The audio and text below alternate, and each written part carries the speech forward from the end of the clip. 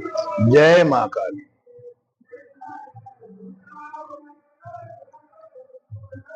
19 तारीख को सोमवार है और 1:30 बजे तक भद्रा लगी हुई है। दिन के 1:30 यानी 1:30 के बाद आप रक्षाबंधन मना सकते हैं। भद्रा का मतलब भगवान सूर्य की पुत्री, शनि की बहन भद्रा। कलेश करने का मिजाज,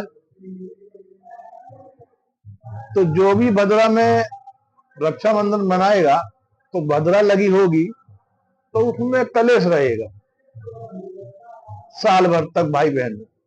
तो इससे बचने के लिए जब भद्रा 1:30 हो दोपहर के, उसके बाद मना सकते हैं। ये तो है रक्षाबंधन मनाने का समय।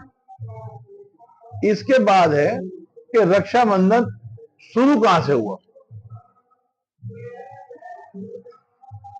हमने स्कूल में पढ़ा था कि हुमायूं के राखी बांधी थी, इसलिए रक्षाबंधन बनता है। फिर बाद में पिक्चर भी देखी थी कि गणेश जी की बहन, गणेश जी के जो बेटे थे उनकी बहन नहीं थी, तो गणेश जी ने संतोषी माता को प्रकट किया उनकी राखी मनाने के लिए। लेकिन राखी तो उससे पहले की बात है। ये कथा शुरू होती है शिव पुराण से। एक व्यक्ति था, बड़ा व्यभिचारी था। वेश्या से मिलने के लिए उसको देर हो गई। अब वो हाथ में फल फूल मिठाई लेके दौड़ रहा था। रात का अंधेरा सा हो गया था। उसको ठोकर लगी बड़ी जोर से और जाके शिवलिंग से टकराया। शिवलिंग से टकराया, सर खूनम खान हो गया। अब वो सोचने लगा कि मैंने जीवन भर कभी पूजा नहीं करी, मर जाता तो क्या होता। तो उसने वही फूल पत्ते चढ़ा दिए और भगवान शंकर के ओम नमः शिवाय के जाप करने लगा। उस दिन थी शिवरात्रि। शिवरात्रि में जो भी भगत रात्रि भर भजन करता है और उसका वहां प्राण निकल जाए तो उसको लेने के लिए शिवगण आते हैं। तो जब उसके प्राण निकल गए खून ज्यादा बहने से, तो यमदूत भी आ गए और भगवान शिव के गण भी आ गए। यमदूत बोले ये सारे जीवन में पाप करता रहा, नरक में जाएगा। शिवगण बोले इन्होंने शिवरात्रि में रात भर पूजा करी और यही प्राण त्याग दिए, ये शिवलोक जाएंगे। तो शिवगण और यमदूत एक साथ भगवान शिव के सामने गए। भगवान शिव ने कहा इसको, इस पूजा का फल 5 घड़ी का, यह स्वर्गलोक का राजा बनेगा। उस व्यक्ति ने सोचा कि जरा सी एक दिन की पूजा करने से मुझे 5 घड़ी का स्वर्गलोक का राजा बनने का मौका मिला है। उसने बोला प्रभु नरक से पहले मुझे यही दे दीजिए। तो 5 घड़ी का जब उसको राजा बनाने से पहले पंचामृत में स्नान करा के जब बैठाया सिंहासन पे, तो उसने 5 घड़ी में सारे स्वर्गलोक का जितना वह खजाना था सब दान कर दिया। इंद्र भगवान भगवान शिव के पास दौड़े, बोले प्रभु ये तो सारा खजाना दान कर रहे हैं। तो भगवान शंकर बोले तुमने सारे जीवन में इतना दान नहीं किया, इसने दान कर क्या बुरी बात है। जब 5 घड़ी बीत गई तो पूछा गया भाई अब चलो नर्कलोक। उसने बोला नहीं, ये 5 घड़ी जो दान किया इसका क्या फल होगा।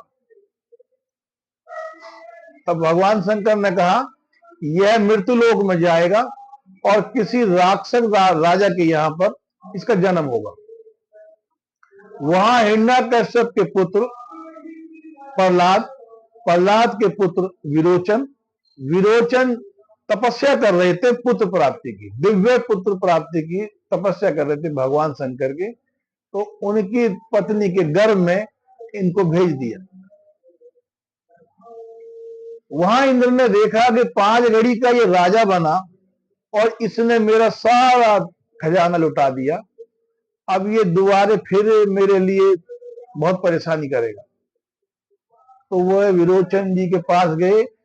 उस व्यक्ति के प्रभाव से उनके पिता विरोचन के ऊपर ऐसा प्रभाव पड़ा कि वो महादानी हो गए। इंद्र ब्राह्मण के वेश में उनके पास पहुंचे, थोड़ी बहुत मीठी फुसलाई बात करके उनका सर मांग लिया।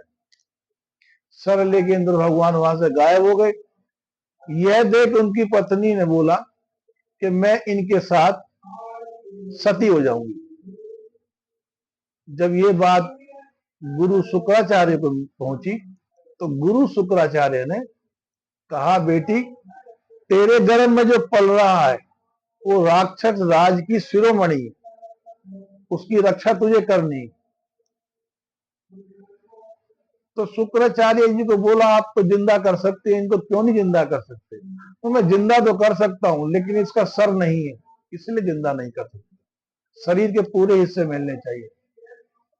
तब उनको दवाई लगाकर रख दिया और बच्चे के जन्म का इंतजार हुआ। जब बच्चा जन्म लिया तो उसका नाम रखा गया बलि, राजा बलि। जो भगवान के शिवलोक से आता हो, पिछले जन्म की बातें उसे याद रहती,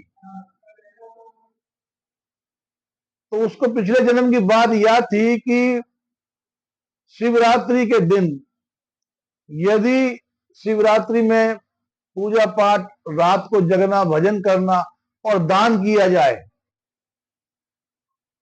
तो जैसे स्वर्गलोक का राजा मिला ऐसे फिर मिलेगा। तो वो दान करता था, उसके दान के प्रभाव से जितना वो दान करता था उतना ही उसका दुगुना खजाना भर जाता था, तो उसका खजाना कभी खत्म ही नहीं होता था। ऐसे दान की उसकी ख्याति इतनी बढ़ गई कि इंद्र का आसन हिल गया। इंद्र भगवान ने सभी देवताओं से मिलकर भगवान विष्णु से प्रार्थना करी कि इनको रोको, नहीं तो ये कल स्वर्ग के अधिकारी हो जाएंगे और इनमें वो गुण नहीं जो स्वर्ग के अधिकारी बने, इनको वंचित किया कैसे जाए। तो भगवान विष्णु ने वामन रूप का अवतार लिया, छोटे से बालक बन गए वामन और उनसे भिक्षा मांगने चले गए। वही भी शिवरात्रि थी। 3 पग जमीन मांगी। उन्होंने बोला 3 पग के लिए आप क्या करोगे? 3 पग में तो ढंग से बैठ भी नहीं पाओगे। बस मुझे 3 ही पग चाहिए। शुक्राचार्य जी ने उनको रोका कि ये कोई छलिया है, लेकिन वो राजा बलि थे। उन्होंने कहा कि मेरे आगे भगवान भी यदि दान मांगने आता है तो मैं देने से मना नहीं करूंगा। उन्होंने दान दिया।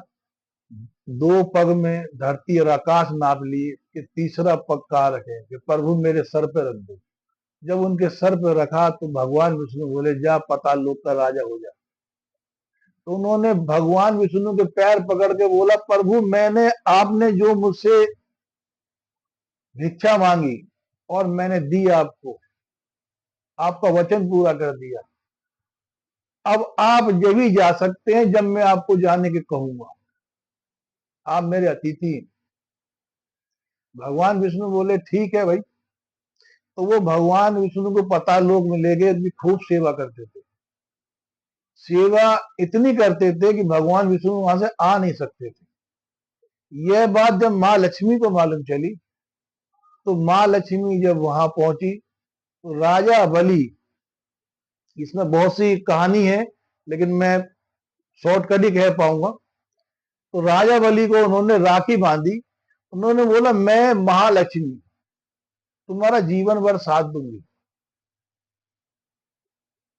अपना भाई मानकर तुमको ये राखी बांधती है। उन्होंने अपनी साड़ी का पल्लू फाड़ के राखी बांधी थी। तो बलि जो बात के धनी थे, राक्षस जरूर थे लेकिन वीर थे, धनी थे, उन्होंने कहा, आज से तुम मेरी बहन हुई, मैं जीवन में तुम्हारे ऊपर होने वाली कोई भी विपत्ति आएगी उसका मैं डट कर सामना करूंगा और तुम्हारा साथ दूंगा।